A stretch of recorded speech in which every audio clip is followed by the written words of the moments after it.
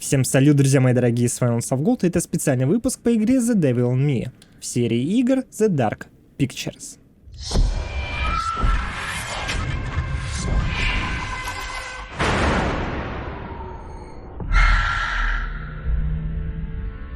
На протяжении сюжета мы собирали с вами такие монетки. Я еще всю игру задавался вопросом, нахрена они нужны. Так вот, переходим в дополнительные материалы.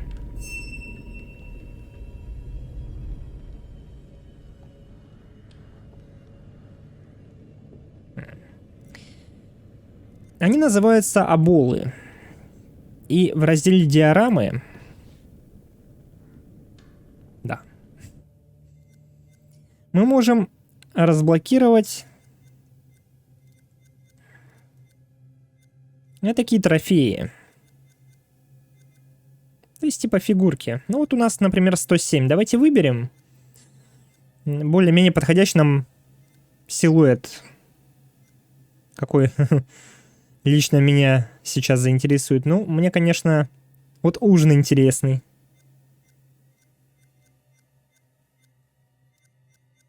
Квартет. Мать, вот это вообще жуть, конечно. Собственно, то, что помечается вопросами, это значит какой-то определенный эпизод, то есть момент. Это, возможно, ну, он зависит от нашего выбора. И, возможно, наш выбор бы привел к определенной сцене между персонажами, и мы бы открыли бы еще одну диораму. Ну, собственно, давайте вот откроем ужин, например, 15 требуется. Да, купить диораму. Вот я купил. Эту самую диораму, можно приблизить ее. Вот так вот. Повернуть как-то тоже можно, но у меня... вот как.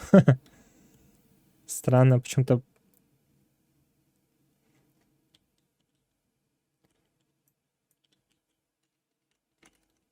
В общем, влево-вправо я ее кручу. Сцена, кстати, прикольная. Была в игре. Ну вот, собственно, ради таких коллекционных статуэток, так скажем, мы и собирали эти монеты. Не знаю, друзья, может кому-то это и зайдет, конечно, но... Как бы... Ну, есть и ладно. Но ходить, собирать их в игре, ну, как-то такое себе. Вот я бы лучше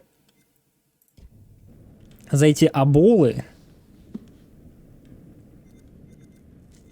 открывал бы вот это, друзья. Вот это действительно очень интересно и познавательно было бы открыть. Но, так как, смотрите, у меня все разблокировано, кроме вот этого вот.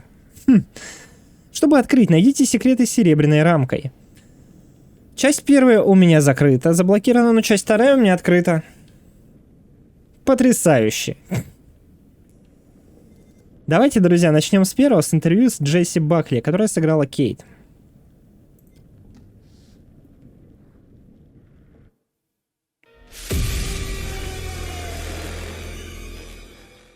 My name is Kate Wilder. I've got a master's in criminal psychology. I'm an investigative journalist and hope to make a difference. Hey, we're here with Jesse Buckley to talk about Supermassive's brand new game in the Dark Pictures anthology, The Devil in Me. So let's start at the beginning. Tell us a bit about the character that you play. I play a character called Kate Wilder, who is a presenter who's part of this documentary team who are doing a show about the serial killer H.H. Holmes. America's first serial killer confessed to 27 murders. The number grew significantly. Nearly 200 lives. I'm a serial killer больше. documentary watcher. Is that your jam too? Yeah, I'll watch a serial killer documentary. Right, it's really relaxing. Like, okay, cool, Yeah, I can it's chill kind out. of fascinating why we're all addicted to kind of those stories. We need a plan. Forget his games, traps, all that bullshit. Think about the killers we've covered. There's always a weakness. I'm not playing detective, I just want to survive. Playing detective is how we survive. So what interested you in the role of Kate? Well, to be honest, I've never played a video game in my life, and I had no idea what the hell the world was. Oh, wow. Okay. So that was firstly why I kind of was like, oh yeah, that sounds new and fun. And yeah, and then I read the script and talked to Alita, who's our director, and it just seemed like a really lovely thing to be part of and something new and fun. And I can't believe how they create this world. And action. You know, usually I just get a script and it's like 70 to 100 pages long, but there's like 300 pages in one script. It's unbelievable. So as you kind of mentioned, the game has multiple branching paths, so your character could end up in any number of situations. What's it like to film a scene, you know, multiple times with different endings? What I've found is like you can only be in whatever strand you're in at that time and figure out the emotion of it at that moment, because then you can offer up something completely different when you go into a different strand. And it's a very like immediate experience, which I guess is also what a player will feel when they're doing it as well. So I just kind of try and keep my head in where we are right there at that moment. And if I was trying to think of what was happening in the other strand, it would be a disaster. It must be really hard, yeah, because you kind of have this mapping, I suppose, in your brain of what, you know, what the outcomes could be, and then just trying to stay in that moment. It's very interesting stuff. So many things can happen to characters in the Dark Pictures anthologies. How do you make sure that Kate is always Kate, no matter what she's kind of faced with? Well, I guess before we started, we did a big read-through with everybody, so it was good to kind of get a handle on who she is in the context of the environment she's in, but also the relationships that are in the world as well. It just kind of reveals itself from the script, and I just kind of let her run free and see what That's so cool, happens to her. Yeah, I don't think anybody has continuity in themselves. I don't anyway. It must be very difficult. Yeah, really difficult. And that's it. I guess it's quite good fun to then go, okay, let's go with this and see where we end up. Well, I think also Kate lives on the knife edge of she has a genuine obsession and curiosity about serial killers. So there's part of her that's kind of running towards it and part of her that's running away from it, you know, and all of them have come to be curious about H.H. Holmes, but also with that, you're kind of living a real life horror as you're going into this world. So, come on, Charlie. What do we know about this guy? And everybody's fantastic, like, and they're all such distinctive people, you know. And they all somehow genuinely feel like a crew, you know, like you gotta have the kind of riffs. Charlie is thinking. She looks a lot like a temper tantrum. And the new fledgling loves, and then the kind of creeping horror of your life. What are you doing with your life? Sounds very familiar. Yeah, I think I've been there at 3 a.m. What is all of this? Okay, so let's talk about the setting that Kate finds herself in. I've heard something about murder castles, and I'd like to know more. So the production company that Kate works for, Lonnet Entertainment, they get a mysterious call from a stranger who says that he's basically made a replica of H.H. Holmes' murder castle. Wicked. And invites them to come and document it because he knows that they're interested in serial killers. And Lonnet Entertainment, which is run by a character called Charlie, is kind of hard up, but only Charlie knows that. And so even though Kate is a bit kind of resistant to go because it just feels like another kind of fuddy-duddy thing, they agree to go to this island as one last kind of hurrah. It sounds like absolutely nothing awful is going to happen. It sounds like a perfect setup. I'm going to have a cup of tea. Delightful. Yeah, lovely island. Very nice. Look! Years are the wine that fill the cup of time. So in the game, you've got quite a limited inventory. Which items would you take into the house if you could take anything? I'd probably take, like, I think, look, all these mad people are just in need of a hug. So I'd probably take a bottle of wine and just be like, mate, let's just sit down, have a glass of wine, talk about what's going on here. Get Charlie's fags. Come here. Have Let's a just fag. calm Let's down. just calm down. That's my weapon of choice. I'd kill him with kindness. Well, you could at least start with the wine, and if that doesn't work, you've got the bottle. So I mean, it's perfect. You're done. And if not, I could just drink it myself and have a lovely time. Some kind of belt with 3 or 4 of them attached. Off you go. It's all going to be fine. And if it's not fine, you're not going to know about it. Yeah. Done. Perfect. Good choice. Think it's okay if we pour some wine? God, please do. So you've mentioned the chase scene with the other girls. Was that fun? That genuinely was fun to be running and scared and all of that? Yeah, it's always fun. I mean, I think everything's kind of fun. So thank God it's not something that happens regularly in your real life. So when you get to be part of something where it's super heightened and surprising and otherworldly things can happen, and you've got these 2 excellent kind of birds beside you who are like fighting off the demons, and you're genuinely scared and you're kind of doing it together, it's it's brilliant fun. Move your ass! Go! I've been around mocap. I've seen mocap. It fascinates me. What was that like? And more so, what's it going to be like to see your face in a video game? Да как To в wear кино. mocap is like, I mean, you just feel like you've got a huge nose because you've got this cycling helmet on, but then it has a huge beak at the end where there's a camera. And sometimes when they're putting it on, you can see the other actors already kind of lined up, and it's very close. It's very scary.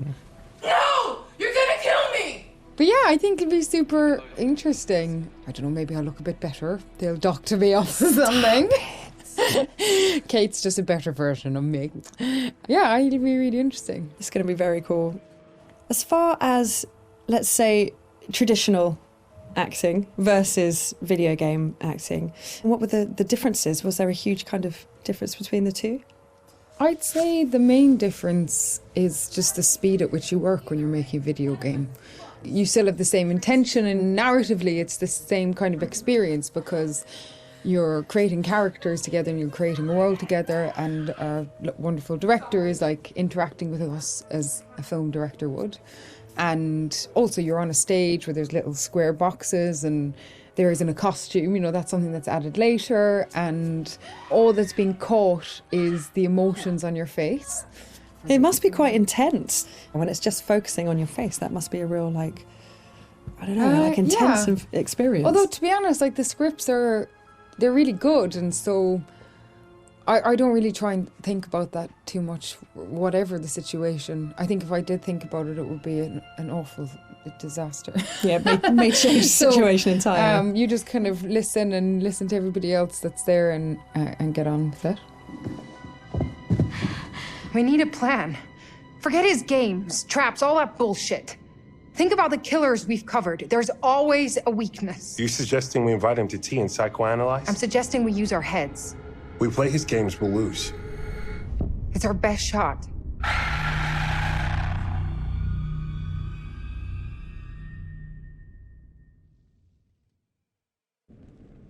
Ну, было любопытно посмотреть, я думаю, вам тоже было интересно. Ну, собственно, вот как бы интервью со звездой этой части серии Dark Pictures. Ну, а теперь самое интересное, конечно. Первый серийный убийца Америки. Ну, собственно, речь идет о Генри Говарде Холмсе. Вот, который построил в Чикаго этот отель, или как его по-другому называют, замок, пыток. Это ужасная история, конечно, произошла в реальной жизни, к сожалению, и жертв, в этом ролике сказали, что жертв примерно около 200, это причем в игре. Кейт говорила. На самом деле около 350 по официальным версиям, но доказано, причем Генри Холмс, видите, он признался только в 25. Представляете, да? Какой ужас. Давайте посмотрим. Очень интересно.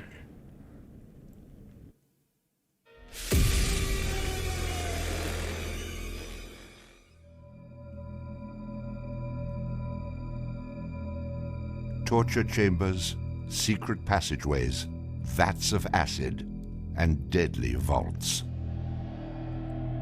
In 1895, Chicago police unearthed horrific evidence of torture and multiple murders at the sprawling castle of H.H. Holmes.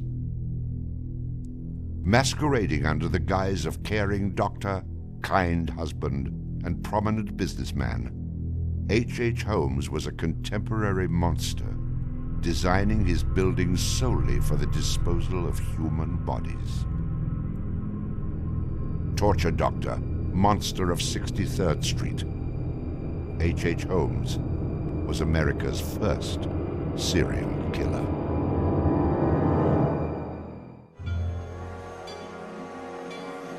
Just south of Chicago, the suburb of Englewood was thriving with commerce.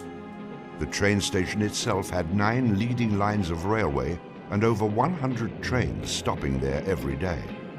No other suburb of Chicago had this luxury. Dr. Henry Howard Holmes, a pleasure to meet you. Arriving in Chicago, Holmes finds work immediately at the E.S. Holton drugstore, located at the southeast corner of 63rd and Wallace in Englewood. Several months later, Everett Holton dies of supposed natural causes. Then Claire Holton, his wife, disappears after selling the drugstore to Holmes. Owning the drugstore, Holmes had a steady flow of cash. He would often purchase and resell goods and properties under his numerous aliases. In addition to scamming creditors, Holmes obtained his funds from other phony inventions, such as a mineral water elixir, which in reality was obtained from the city's water supply. 1888, Holmes secures a lease on the vacant property across the street from the drugstore, the southwest corner of 63rd and Wallace. It is here that Holmes will make his horrific dreams come true. He will construct a building for which the entire world will remember him. Fantasies start very young, and so what he did then was he took a step furtherance of his fantasies to make it reality. And probably, if we had done a little bit of an investigation back then, we would have seen things like his plans, but not just plans for a building, because we'd expect to see architectural plans, but plans for his torture rooms. For the suburb of Englewood, the building Holmes is erecting at 63rd and Wallace is a massive construction project. Day after day, passers-by stop to gaze at the spectacle of the many laborers working together to create a magnificent new edifice in their neighborhood. Englewood residents were so impressed with the massive building that they named it the Castle. From its outward appearance, it seemed rather normal. But like the duality of Holmes, the exterior and interior of the building were extremely different. Holmes himself was the architect of the building. He was the only one who knew its design. There was this constant turnover of workers on the building. He would hire a mason to put in a wall and then fire the guy, or hire somebody to put in part of a staircase and then fire him. And there seemed to be several very sinister reasons behind that. One was he managed not to pay a lot of these people because he was always claiming that they were doing incompetent work. But the other, much more insidious reason was that no one except him really had a clear idea of what the structure of the interior of the house was. He had a huge bank vault installed in one of the rooms. And the way he did it was he put the vault in first while the building was under construction, and then built the room around it. And he bought this thing on credit and then refused to pay for it. The bank company said they were going to repossess the vault. Holmes said, well, you know, come on in and do, but if you damage my building in any way, I'm going to sue you for everything you're worth. The bottom floor of the castle housed a pharmacy, jewelry store, barber shop, restaurant, and a blacksmith shop.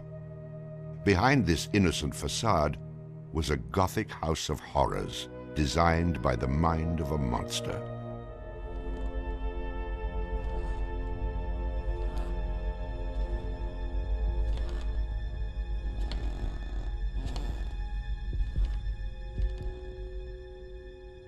The third floor seemed innocent enough, containing rented rooms, legitimate offices, and Holmes's own bedroom.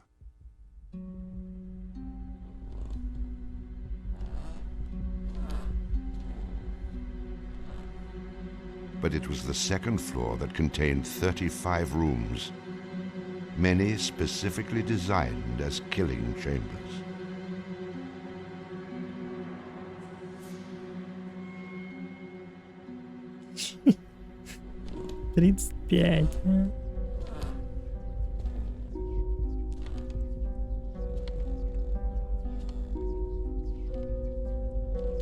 Disorienting unsuspecting victims, the labyrinthian construction contained numerous staircases and doorways that led nowhere.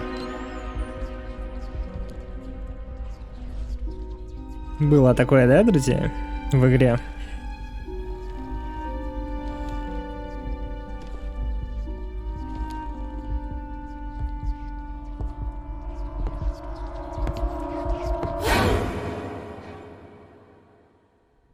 For a quick method of hiding a victim's body, a concealed greased chute and trapdoor led directly into the basement of the castle.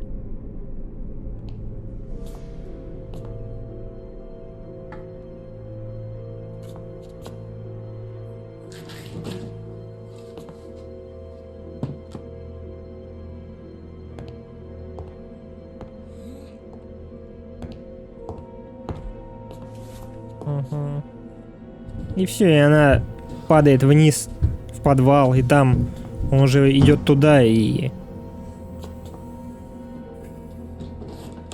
расчленяет ее и всякое такое. Ужас.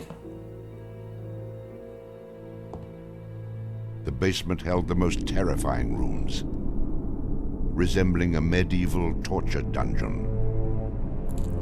Самое что интересное, друзья, он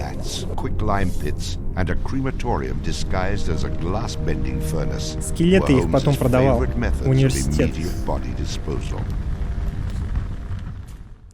Еще и на этом наварился.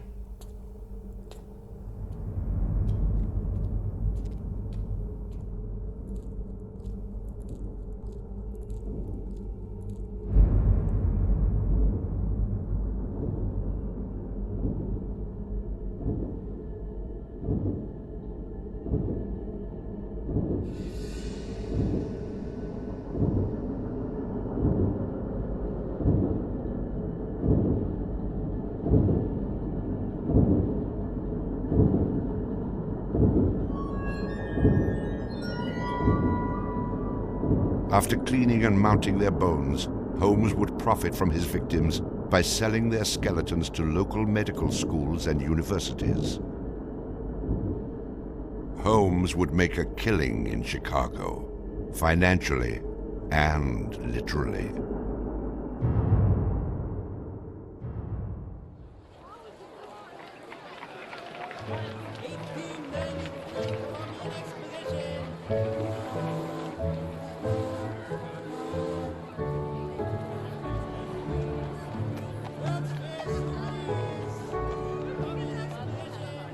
May 1st, 1893, the World's Columbian Exposition is open to the public in Chicago. Spanning 600 acres, sprawled out along beautiful Lake Michigan, the magnificent fair is a monumental sight to behold. Over 20 million people from around the world would attend the dazzling World's Fair between May 1st and October 30th, 1893.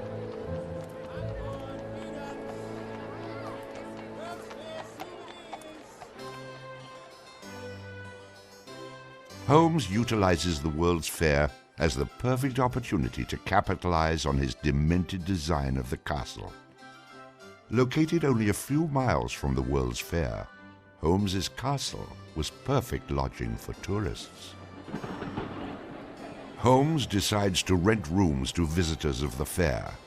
He entirely renovates the upper floors of the castle, bringing in the most modern furnishings and luxuries, all purchased on credit, which Holmes had no intention of repaying. In addition to placing newspaper ads for rooms to rent, Holmes visited the fair with several of Benjamin Peitzel's children, preying on elderly women who flaunted their wealth, Это, если making что, его sure he помощник invited them Пиццель. back to the castle for a warm night's stay in a soft bed. They're not calling their relatives, telling them where they're at. They just know that they're going to Chicago to see the Columbian Exposition. Perfect victims, because they're unknown in the city. Their relatives, wherever they came from, know that they were coming to Chicago, and they never came back. Now, how do you start to find them?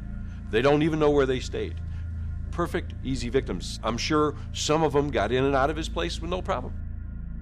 And others, they walked in and they never checked out. Some of the rooms had been completely lined with asbestos to make them soundproof. Hidden in Holmes's office was a master control panel which connected to gas lines leading into airtight sleeping chambers. Holmes would lead his victims into the rooms, lock them in, and turn on the gas, asphyxiating them while watching their demise. Let me out! Holmes, let me out, please! Holmes! Holmes! Holmes, please! Holmes! At the height of the World's Fair, Holmes masterfully juggles his castle businesses, renting rooms, dodging creditors, selling skeletons, and attending to the needs of the many women in his life. I have had many young ladies in my employ, most of whom are still living in and about Chicago, whose parents and friends know only too well that far from being their seducer, I have done much to materially help them in their narrow lives. Being a personable, attractive young doctor and businessman, Holmes won the hearts of many women throughout his life. At one point, Holmes managed to secretly have 3 wives, each never knowing of the others. In 1890, Julia Connor became Holmes's employee and mistress, living at the castle with her daughter Pearl. When she became pregnant and demanded marriage, Holmes agreed on the condition that she allowed him to perform an abortion on her. She agreed. Neither Julia nor her daughter Pearl were ever seen again. Just a week later, Holmes sold a clean, articulated skeleton to the Hahnemann Medical College for nearly $200. In 1892, Holmes acquired another mistress, Emmeline Sigrand, and employed her as private secretary. Holmes sent Emmeline into the vault to retrieve some papers and sealed it, suffocating her to death. Several weeks later, the University of Chicago acquired a female skeleton from Dr. Holmes. In 1893, Minnie Williams became Holmes's new private secretary and eventually his mistress. Minnie was the beneficiary of a property in Fort Worth, Texas, valued at over $40,000. Holmes murdered Minnie and her younger sister Nanny after having Minnie sign over the Fort Worth property to him. In 1894, Georgiana Yoke became Holmes's 3rd wife. He married her under the name Henry Mansfield Howard. Like his other legitimate wives, Georgiana lived out her entire life. On July 19, 1895, Chicago police enter the Holmes castle. The world would now learn of the horrors that the castle had kept secret for so very long.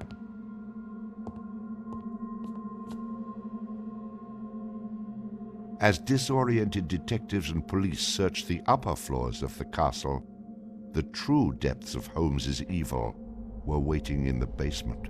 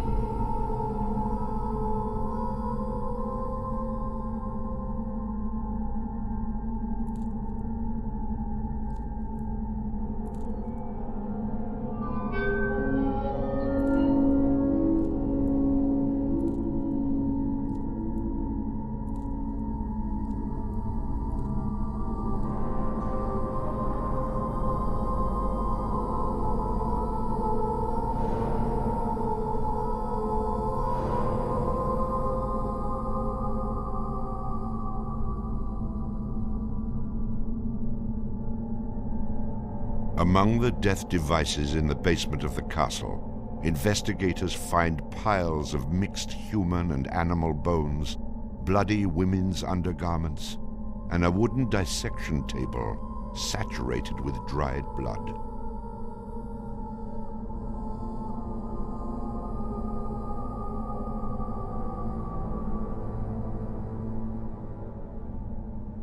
Chicago police were inundated with names of people reported missing from the World's Fair. 50 missing people were eventually traced to the Castle of Horrors. The evidence, blood and bones found in the basement posed a problem for 19th century criminal investigative techniques.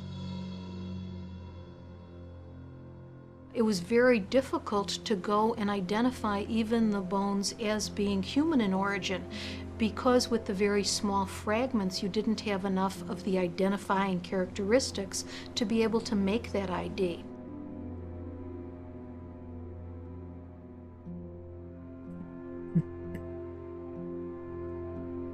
The world is now calling Holmes the Monster of 63rd Street, Torture Doctor, and the Modern Bluebeard. Overnight, Holmes transforms from arch-swindler to arch-fiend.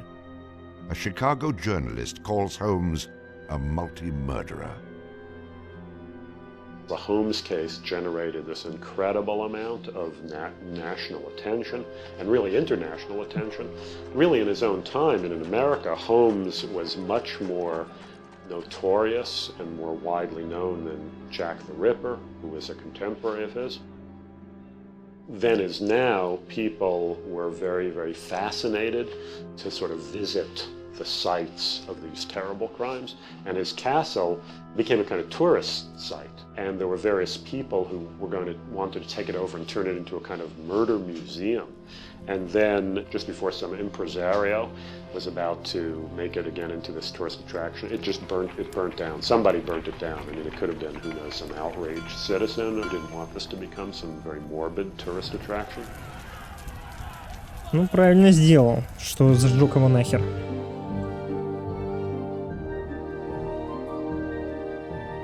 Holmes's trial was kind of the O.J. Simpson trial of the day. It just generated this huge amount of publicity. The case had become a kind of national obsession. Of course, there wasn't CNN or Court TV back then, so it couldn't be covered quite as relentlessly, but it was covered very, very extensively. There were true crime books and pamphlets and all kinds of stuff. And Holmes himself had become a sort of folk figure almost, you know, the sort of national boogeyman.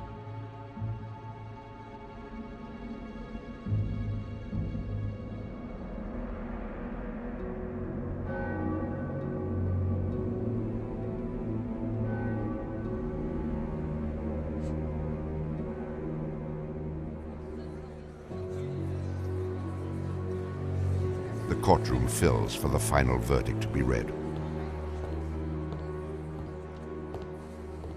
Holmes becomes extremely nervous when not one of the jury members looks at him. In his entire criminal career, this is the moment Holmes never believed would occur. He is found guilty of murder in the first degree.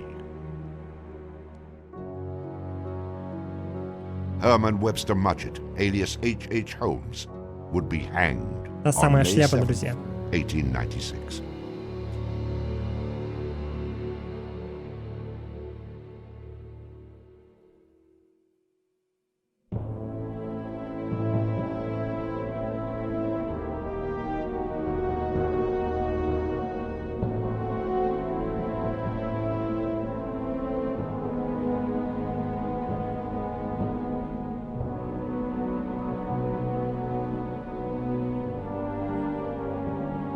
While Holmes was in jail, awaiting the execution of the sentence, he was made an offer by William Randolph Hearst, supposedly for a significant amount of money, to provide his confessions. Holmes, who had already issued about a half a dozen completely self-contradictory versions of his crimes, clearly at this point felt he had nothing to lose. He was going to die anyway.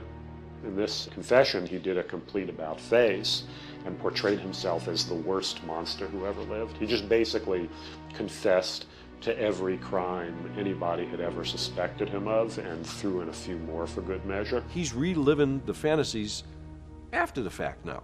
He's reliving the fantasies of things that he did. She was very willing to do this and prepared to leave the vault upon completing the letter, only to learn that the door would never again be opened until she had ceased to suffer the tortures of a slow and lingering death. The partial excavation in the walls of this room found by the police was caused by Latimer's endeavoring to escape by tearing away the solid brick and mortar with his unaided fingers. Настолько хотел жить человек. I closed the door and turned on both the oil and steam to their full extent. In a short time, not even the bones of my victim remained. Поняли, да? Где мы видели в игре, в каком моменте подобное. It was the footprint of Nanny Williams that was found upon the painted surface of the vault door, made during her violent struggles before death. Only one difficulty presented itself. Вот it was его necessary подельник. for me to kill him in such a manner that no struggle or movement of his body should occur. I overcame this difficulty by first binding him hand and foot, and having done this, I proceeded to burn him alive by saturating his clothing and his face with benzene and igniting it with a match. As soon as he had ceased to breathe, I cut his body into pieces, and by the combined use of gas and corn cobs, proceeded to burn it with as little feeling as though it had been some inanimate object. I immediately took them to the Vincent Street house and compelled them to get within the large trunk, through the cover of which I had made a small opening and ended their lives by connecting the gas with the trunk. Then came the opening of the trunk and the viewing of their little blackened and distorted faces. Then the digging of their shallow graves in the basement of the house. The ruthless stripping off of their clothing and the burial without a particle of covering save the cold earth.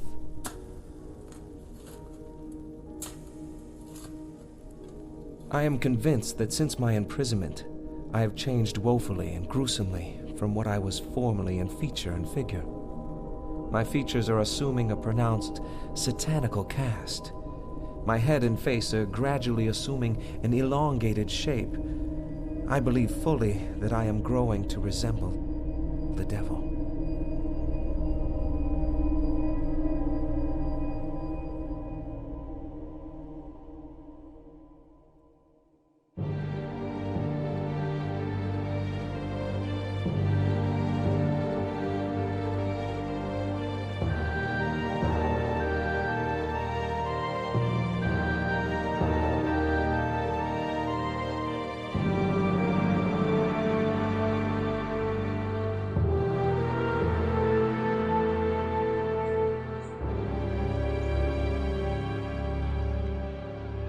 On the gallows, just before he died, he recanted. He claimed that the confession that he had published was a complete fabrication. The extent of my wrongdoing in the taking of human life consists in contriving the killing of 2 women that have died at my hands as a result of criminal operations. That is all I have to say.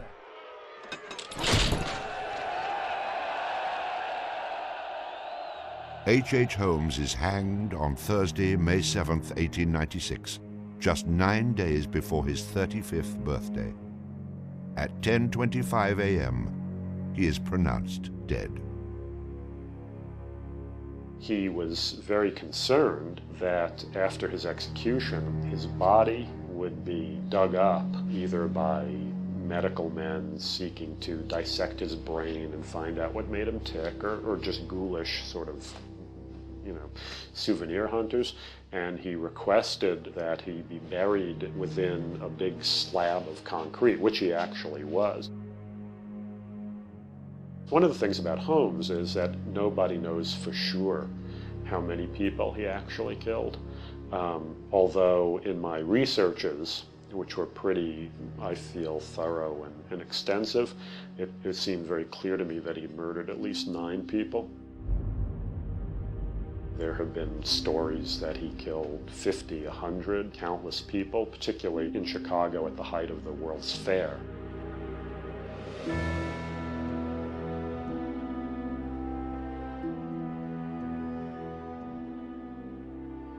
How many people did Holmes actually murder?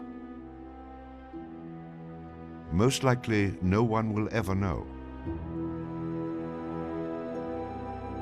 Holmes and the many other people that came in contact with him are long gone, having taken the answers with them to their graves.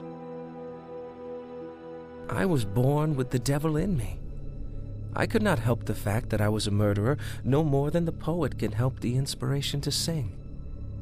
I was born with the evil one standing as my sponsor beside the bed where I was ushered into the world.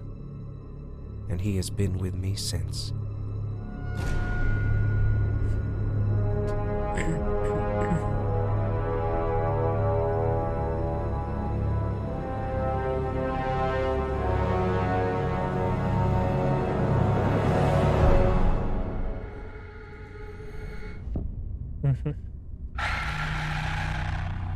Ну, такая вот документалочка. Единственный вопрос, который меня действительно волнует, как он так продавал университету скелеты? Он же ведь не один раз привез и продал, да? Он регулярно приезжал и продавал. И неужели у них не возникло вопроса, мол, типа, ну, да, он, типа, имеет там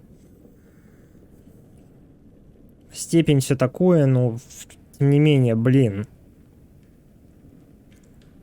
Не знаю, но где он их берет? Вот это вот странный, конечно, момент такой. Тем более, это же, блин, университет. Давайте вот теперь вот это посмотрим.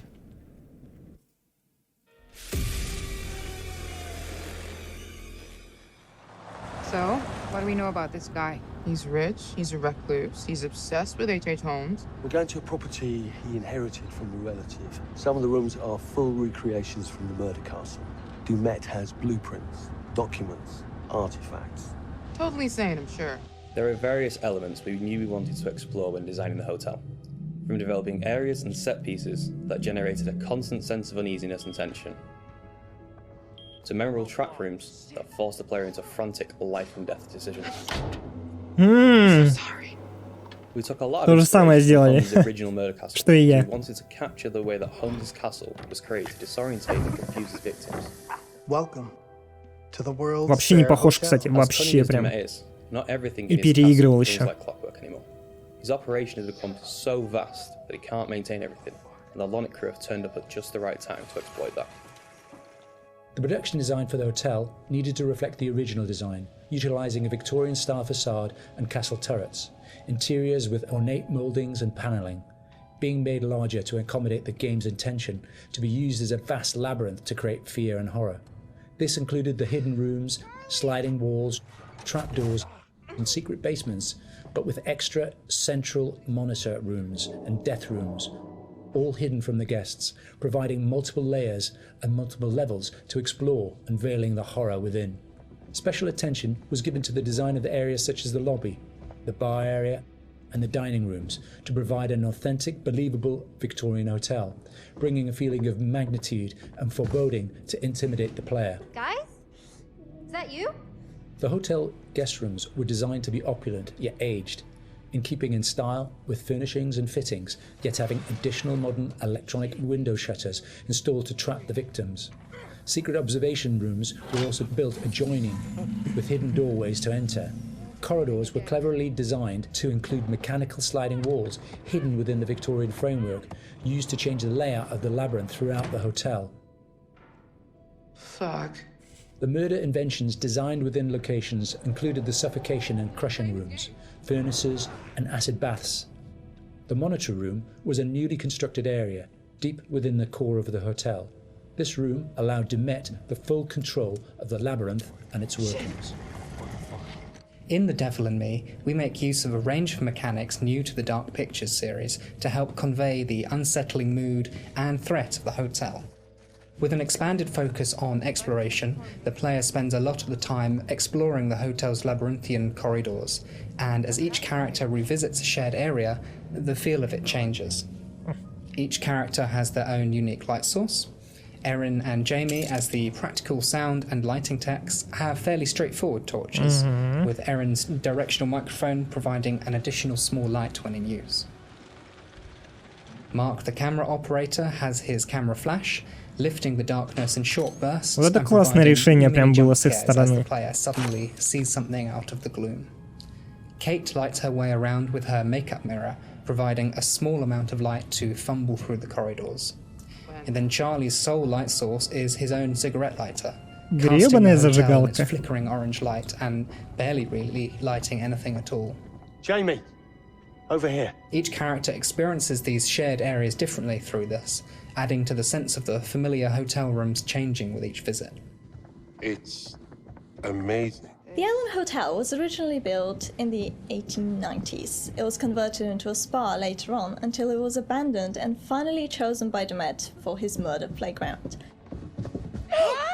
Some parts had been restored, like the rooms the characters stay in and the lush lobby and bar areas on the first floor.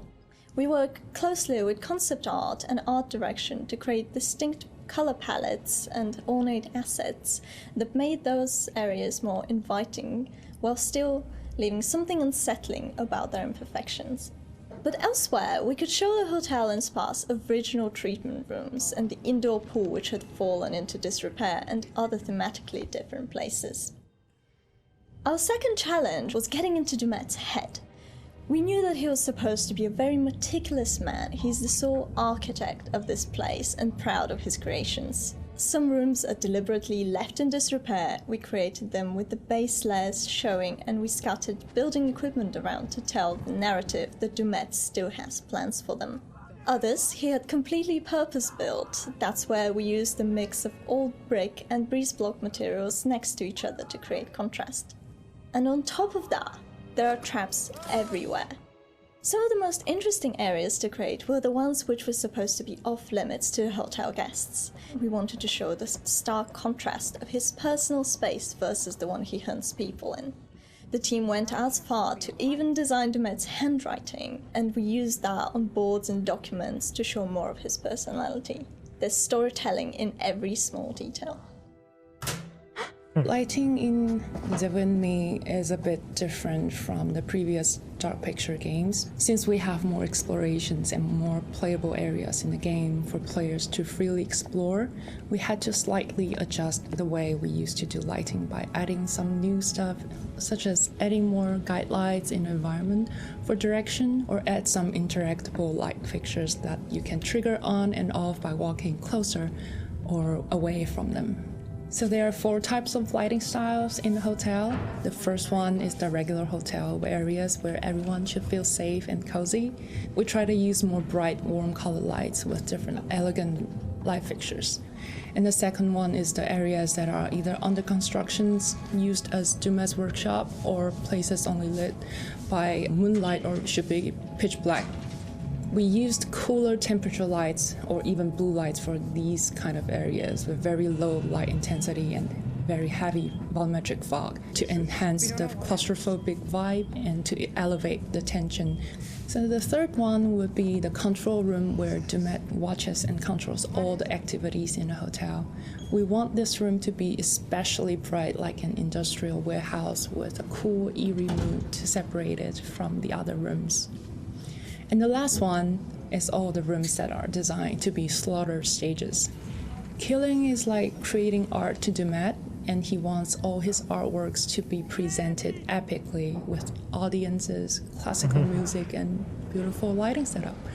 So in these areas, unlike the others that have more neutral color in the lights, we tend to artificially light these areas with either theatrical lighting or use high contrast saturated lighting setup, so that we know something is going to happen. If we don't do something, both of them will die, Mark. We wanted to provide players with a truly realistic historical Sonic experience whilst inside the murder castle. We researched multiple properties and buildings built within the same period as the original Chicago murder castle. Authentic door foley and sound effects elements were high on our priority list. We recorded multiple door openings, closings, handles, rattles and squeaks. Throughout pre-production, we'd seen all the variations of emotion characters would be displaying when using the doors, ranging from calmness through to blind panic and incensed rage. All these emotions could be channeled into the performance we recorded. Another element of the soundscape we went into considerable detail recording was floorboard and stair creaks. Virtually every step we took provided us with a distinctive and unique sound. Да. We recorded these creaks in 3 states: running, walking, and walking slow. To further add to this, as the characters climb higher inside the Met's murder castle, the creaks will become more frequent as you enter unfinished rooms, exposed walkways, and the structural integrity of the hotel becomes more dangerous and unstable. In terms of the music, we chose various 19th century pieces of classical music and opera to accompany the murder scenes. These would have been the pop music tracks around the time of H.H. Holmes, providing a cognitive link between past and present. Classical music and opera accompanies a lot of the murder scenes, often playing through a gramophone or a tannoy, which is then fed back through our bespoke impulse responses to allow the music to naturally echo throughout the cellars and corridors of the space. What is this? We took a similar approach as well with the abstract sound design, including nods to classic horror films with really discordant, unnerving piano impacts and bowed metal interspersed with electromagnetic recordings, synths and ultra-modern distortion to provide that juxtaposition and that link through time between the historical setting and the modern-day story. Designing the hotel as a play space presented different challenges than previous Dark Pictures games. We've gone from quite open environments in House of Ashes and Little Hope to a more enclosed one with the hotel. The ability to revisit previous environments at different points in the story, with different layouts and different emotional states, meant that we had to collaborate very closely with each other to make sure we designed each area to cater for every requirement. We had to think how a lit corridor would feel if multiple characters roaming around it, versus the same corridor drenched in darkness with just a singular player character. Empty hotels are inherently eerie, and it allowed us to play with the idea of liminal space to try and create a murder castle that felt uncanny. It's something that felt truly unique.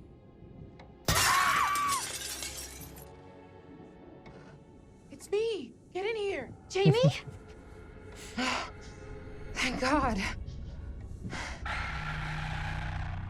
Ну что сказать, молодцы разработчики, что прям заморочились над такими деталями, которые действительно работают на погружение, на восприятие должное, пугающее.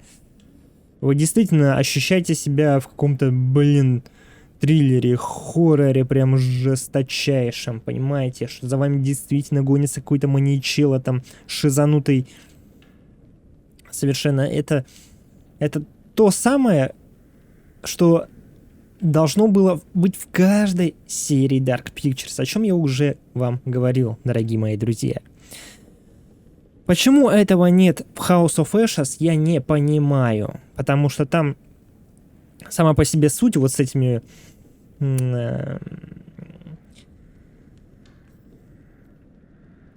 кровососущими тварями, действительно тоже, вспомните фильм «От заката до рассвета», например. Вот хотя бы его. Насколько там все жестко было, да? Как эти твари кидались на людей, и люди защищались.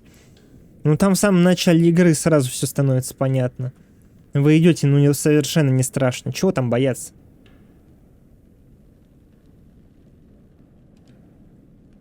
Здесь же действительно и освещение, и звуки, все круто. Но проблемы, конечно, с анимацией лиц, с актерской игрой. Часто они переигрывают прям. Даже вот возьмите самую первую сцену. Вот, понимаете, Холмс для этой игры это, главный персонаж, да, собственно, вокруг которого и строится весь сюжет, вся суть. Это фундамент этой части Dark Pictures, понимаете? Ну уж могли бы создать с нуля, прям найти подходящего актера, с нуля создать. И чтобы он не переигрывал там вот это вот, стоял на стойке, то есть, где он нам рассказывал, да он и такой, и такой. И вот, знаете, вот смотришь на него и реально такой, типа, покрутил бы пальцем нормальный человек и сказал бы своей любимой: пойдем, дорогая, другой отель найдем, а? Ну, шизанутый какой-то стоит. И давайте без этого, что, мол, типа, это чтобы показать, что он якобы вот такой вот таинственный. Нет, таинственность можно по-другому, очень грамотно и тонко показать. Там просто халтура была вот в этой игре в начале. Ну что ж, друзья, давайте посмотрим последнее видео. Подкаст по убийству с Морелло. Ну, к сожалению, первую часть мы не сможем посмотреть. Давайте со второй. Господи, какая жуть! Еще бы. Расследование убийств — это всегда жуть. Большой стресс, и чем дальше, тем хуже. Агент Мюндей даже обращался к специалисту. У нас есть расшифровка одного из сеансов агента Мюндея с доктором Изабеллой Гарсия. Мишель, можешь взять вон ту бумажку и зачитать ее? Конечно. Психологическая оценка, проведенная доктором Изабеллой Гарсия. Имя пациента – Мюндей Гектор. Оценка поведения.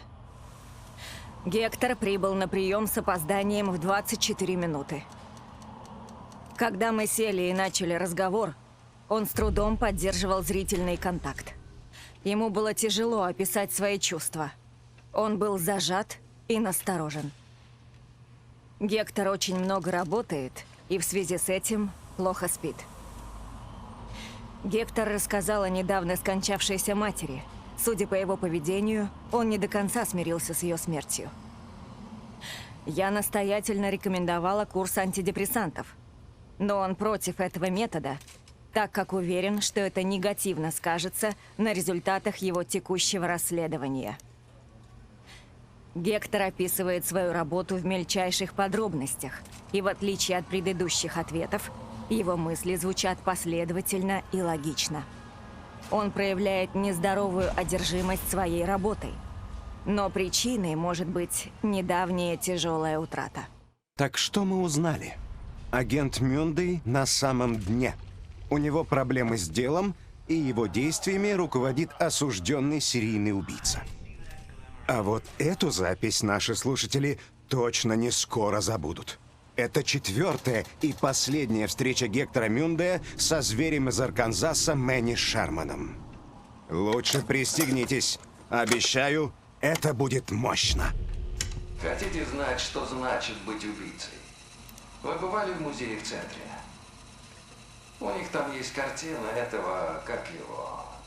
Не помню имя. Известно, он часто рисовал забитых коров, туши на крюках. Если приведете обычного человека на бойню, то он вам там все заблюет. А если бойню рисуют, это внезапное искусство. Но ведь разницы никакой нет. Ну, по сути. Не смотрите так. Я ведь прав. Вы поняли? Я знал, вы поймете. Нужно совершить нечто значимое. Заставить людей ощутить нечто новое. Разрушить иллюзию, что они хоть что-то в жизни контролируют. Вспомните самое прекрасное, что вы сотворили. Чувство восторга от созидания. И поверьте, оно меркнет, когда смотришь, как жизнь покидает кого-то. Видишь страх во взгляде, жалкие попытки освободиться. Слышишь просьбы, мольбы. В момент, когда становится ясно, что это конец, тогда вы поймете, вот что такое искусство. Вот кем вы должны стать: художником, скульптором, архитектором,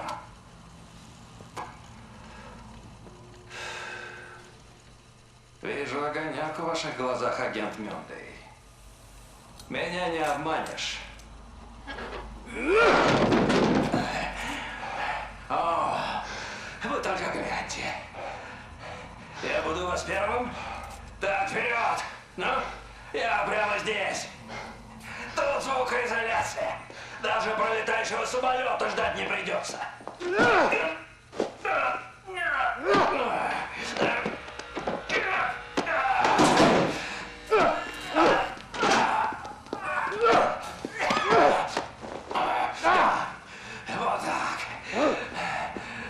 Молодец.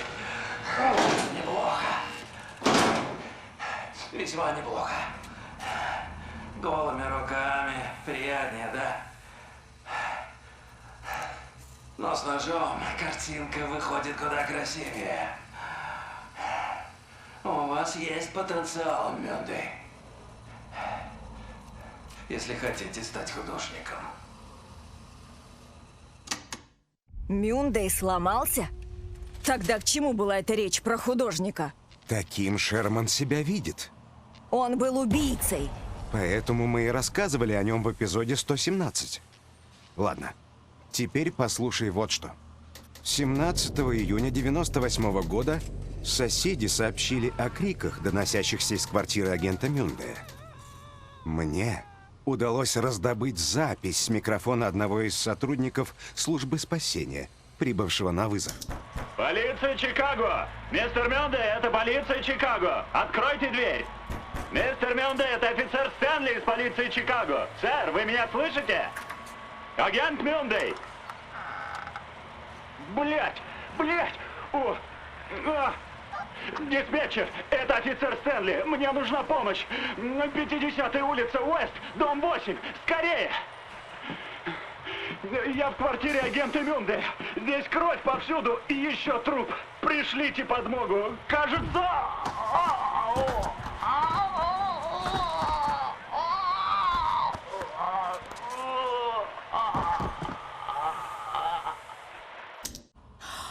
Внезапный поворот. На самом деле Мюндей расследовал свои же убийства. Он сам и был убийцей, Филер — это он. Спорим, вы не ожидали такого. Его поймали? Не забегай вперед, Мишель. Послушаем, как офицер Ричи Мартинес преследовал агента Мюндея. Всем подразделениям. Будьте начеку. Подозреваемый мужчина — это предположительно Филер. Подозреваемый спецагент ФБР Гектор Мюндей. Он вооружен и очень опасен. Диспетчер, это офицер Мартинес. Вижу машину Мюндея. Пришлите людей. Офицер Мартинес, где вы находитесь? Склад на Парк-авеню. Фултон-Ривер. Выглядит заброшенным. Офицер Мартинес, подкрепление в пути. Оставайтесь на месте. Так точно. Черт! Он меня увидел. Офицер Мартинес, оставайтесь на месте. Черт! У нас тут проблема. Диспетчер, в здании пожар. Пожарная бригада в пути. Он еще там. Вы слышите меня? Он все еще там.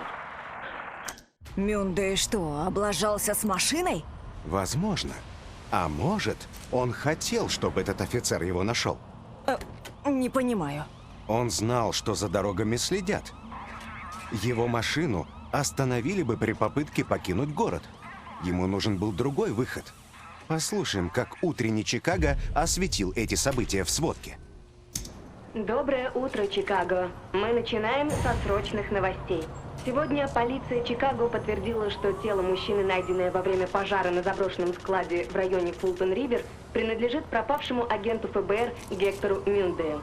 Мюндей был идентифицирован как убийца по прозвищу Филер, чья недавняя серия убийств вселила страх в сердца жителей Чикаго и окрестностей. Представитель полиции Чикаго подтвердил, что Мюндей убил 4 человек, в том числе офицера полиции Патрика Стэнли, ветерана с 22-летним стажем, погибшего вчера вечером. Пожар удалось потушить приблизительно к 5 часам утра. Тело, найденное на месте преступления, сильно обгорело, но полиция опознала Мюндея по слепку зубного ряда. Значит, так закончилась история спецагента Гектора Мюндея? Эй, придержи коней. Думаешь, слепок зубов так сложно подделать? Мюндей же зубы вырывал, помнишь? Наверное, целую коллекцию собрал. И он был крайне целеустремленным агентом ФБР. Думаешь, он инсценировал смерть? Не знаю. Но в этом деле есть еще один поворот. 16 февраля 2001 года произошел инцидент в Центре хранения улик полиции Чикаго. Мишель, можешь зачитать этот отчет для наших слушателей?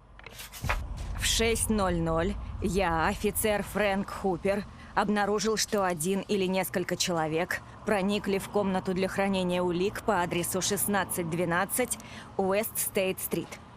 Среди пропавших вещей было имущество, найденное в квартире бывшего агента ФБР Гектора Мюндея, включая книги, одежду, записи, хирургическое и стоматологическое оборудование. Ого. Читай дальше. Наша текущая версия, что это было результатом действия охотников за сувенирами, которые искали памятные вещи из этого дела. Конец отчета. Интересно, да? Он все это подстроил? В списке украденных вещей, предположительно, был лист бумаги со списком имен. Псевдонимов? Что ты хочешь сказать? Я ничего не хочу сказать, я просто сообщаю. Ты думаешь, агент Мюнде еще жив? Ну, если так, то, может, он позвонит нам сюда и даст знать? Наша линия свободна. На этом мы завершаем наш подкаст. Встретимся после перерыва, так как на следующей неделе мы уезжаем праздновать годовщину. Мы обязательно вернемся и привезем вам еще больше убийственного контента. До встречи. С вами была Мишель Морелло и Джо Морелло. Спасибо за внимание. Ставьте этому выпуску лайк и подписывайтесь. Или я отправлю Мишель всех вас зверски убить. Топор я уже приготовила. Джо Морелло советует: будьте осторожны, держитесь вместе и смотрите по сторонам. Доброй ночи. Пока. Поняли, да? Вот так вот. Так что лайкосик и подписончик, пожалуйста. Ну, ничего страшного, друзья, что оно закрыто. Если вы смотрели мое прохождение, либо сами проходили эту игру, либо где-то еще смотрели, то вы в курсе, потому что все это транслировалось во время прохождения игры. Все это мы собирали. Ну, естественно, какие-то находки, возможно, мы пропускали, соответственно, не все открыли. Ну, в общем, вот такая вот, друзья, игра на такой вот ужасающей истории. К сожалению, конечно же, потому что это сложно, конечно, такому восхищаться, потому что, ну, гибли люди, людей очень жаль. Тем более, вот одно дело, когда там обычный какой-то маньячелло, да, но ёпта, когда вы идете в отель, когда вы, ну, типа, привыкли, что отель — это отель. Ну, что с вами там может случиться? Наоборот, у вас какое-то доверие к нему, да? Вы идете заселяться в отель, и тут такое. Это уму непостижимо просто. Тем более в то время. Все-таки не было столько убийств.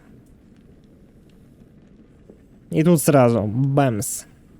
Не такая жесть. Ну, таких я имею в виду масштабных. Что более похоже. В общем, вот так вот, друзья. Вот мы посмотрели все вот эти вот ролики. Почти что все. Ну так, лично мне было любопытно посмотреть, узнать и как создавалась игра. Вот, и, соответственно, документалочку тоже было любопытно посмотреть. Пишите ваши комментарии, что думаете вообще по поводу этой игры. По поводу Генри Холмса, конечно, потому что это личность уникальная. И знаете, друзья, что еще? Вот на самом деле, да, он там перед казнью сказал, ну, попросил, чтобы его там похоронили и залили бетоном могилу. Зачем они повелись на это? Ну, типа, почему желания такого человека должны вообще учитываться? Он ну, совершить столько преступлений нормальный человек не может. Он зверь, он уж точно не человек. И таких людей нужно изучать. В том-то и дело, друзья, что нужно изучать. что в его там черепной коробке такого происходило, что его тянуло на это. Это все надо изучать. Собственно, это и изучается людьми сейчас, по крайней мере. Но почему тогда они решили все-таки пойти ему навстречу и реализовать его предсмертное желание такое? Я не знаю, друзья. Ладненько. Увидимся в других играх, дорогие мои. Подписывайтесь на канал, кто не подписан, поддержите видос лайкосиком. Лайки помогают продвижению видео. С вами был Голд. Всем покедова.